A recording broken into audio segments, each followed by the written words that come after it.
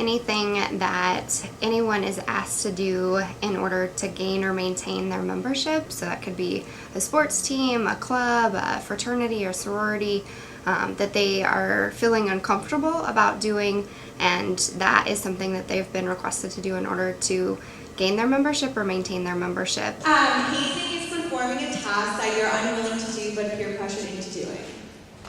Let's give her a round. Oh my God. I think hazing is something that a lot of students come to the University of Arizona already experiencing. It's something that we see more and more in our high schools, and so I think because of that it's become more prevalent on college campuses as well, and the University of Arizona isn't unique in that sense, and so a lot of students come here because they were hazed in high school with that being an expectation, or they've seen it in the media, so they think, oh, I'm joining a fraternity, I should anticipate being hazed. So the next thing we're going to do is we're going to ask you some questions about what's a myth for hazing and what's a fact. Myths about hazing, probably the biggest one is that if someone agrees to the activity that it's not hazing. I think that's really, really common, not the case. Also, probably that hazing isn't a big deal.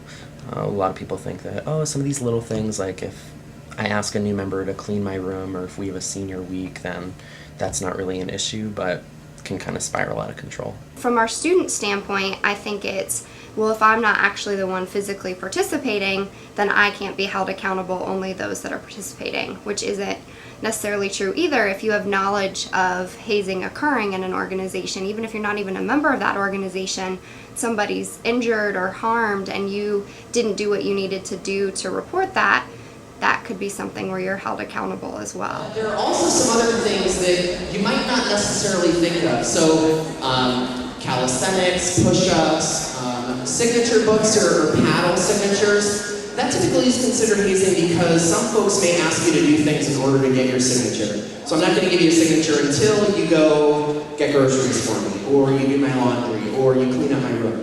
Hazing can look a little different for everyone. There's something that's called hidden harm that is a unique part that happens for hazing for some people who are coming to college with repressed feelings of something. And so say a student was sexually assaulted in high school and then is asked during their time joining an organization to simulate a sexual act. That may be funny to the folks watching and think that it's completely innocent and just a silly prank or joke, but for that student that has repressed feelings of an assault, that could really bring up some raw emotions for that person. And so hazing can have a lot of different impacts for people based on what they come to the university with in their background. In the short term,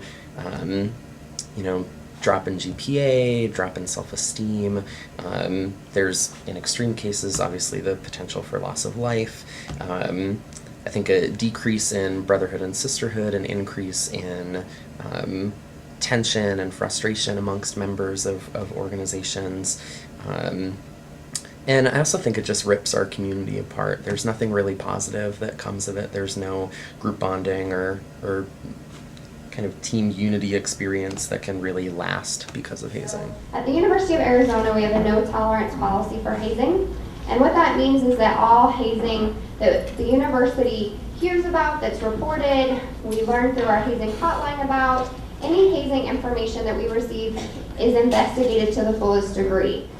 Consequences can range for an individual that's found responsible for participating in hazing or an organization. So organization could be held accountable as a collective group, or an individual could be, and that could happen through the University Code of Conduct, or there's a state statute here in Arizona, and so students could face charges criminally as well. So there could be two charges placed, one from the university and then another from the state, depending on the severity of the hazing situation. And we're going to give you some ways that you can report any of those things that are on this slide if you have been made to feel uncomfortable or are being asked to do those things.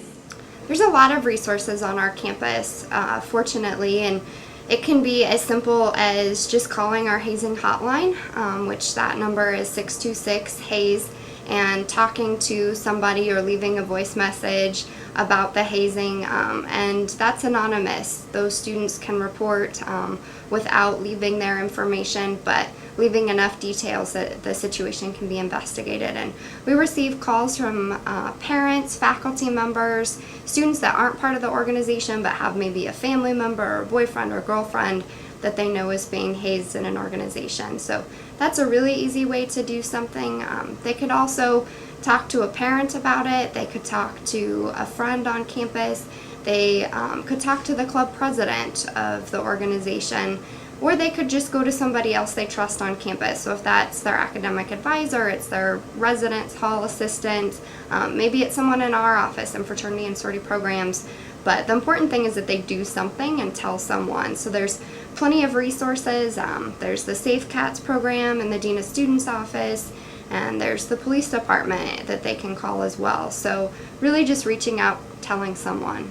I've been really proud to see the University of Arizona campus look at hazing in a more holistic way recently. So it's not just the fraternity and sorority community, it's really a campus-wide thing that we're focusing on. So Arizona Athletics has really been doing some great work, Campus Health has been doing some really wonderful things, and Residence Life is starting to jump in the mix now too. And so along with fraternity and sorority programs, partnering with the Dean of Students, it's been really nice to see a collaborative effort, and I think that that helps our students understand that we're all in this together rather than one community being vilified.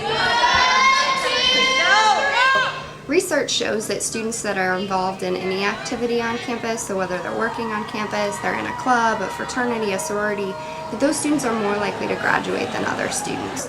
And so it's just really important that students get involved and find a community on campus. And I think that fraternities and sororities can be one of those best communities and best learning experiences for students if those Greek organizations are living up to their values and their mission. They really are one of the best places for a student to develop themselves as a leader, because there's not many other clubs where you get to live with your peers or mentor your peers or really hold your peers accountable. They're self-governing organizations, and I don't think there's probably any experience that prepares you as much for a job in supervising people as does being a chapter president. And so I think that that's a key part of being a Greek student, is that you really develop yourself as an individual through being a member. But the organizations have to be doing what they say they're about, or it can be the other direction as well and not a valuable experience. So hopefully everybody that joins an organization is joining one that's living up to those values.